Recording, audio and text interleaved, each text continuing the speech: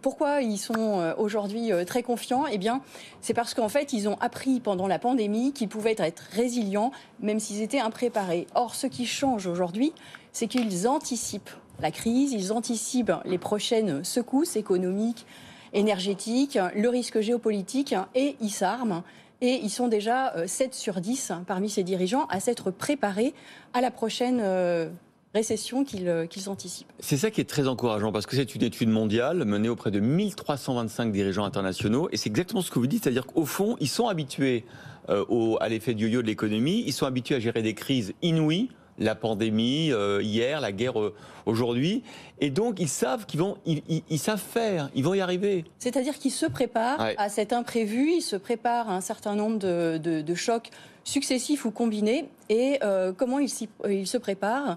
Eh bien, ils ont déjà, complètement examiné leur supply chain, leurs sources d'approvisionnement. Ils ont aussi diversifié leurs sources d'approvisionnement, leurs circuits logistiques. Ils ont mis en place des canaux digitaux. Donc, ils se sont dérisqués. Et puis, par ailleurs, ils se sont aussi préparés au risque de cyberattaque qu'ils associent totalement au risque géopolitique actuel. Et puis, un autre élément, c'est qu'ils pilotent totalement avec 2 horizons de temps parfaitement assumés, sur lesquels d'ailleurs ils sont à plus de 85% confiants.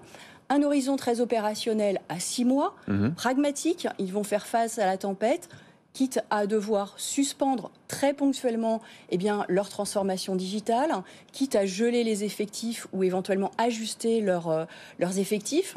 Et puis, ils ont un autre horizon de temps, plus stratégique, à 3 ans, sur lequel ils gardent le cap. Alors, ils gardent le cap parce que la transition digitale, la transformation digitale est absolument vitale. Et là, il ralentissent un peu, il lève un peu le pied sur la transformation digitale. De façon ponctuelle. 78% des dirigeants internationaux se disent qu'ils vont mettre en pause ou circonscrire les transformations digitales. Voilà. Alors, la moitié des dirigeants, à peu près, imaginent que cette récession qu'ils anticipent va être de portée et de durée limitée.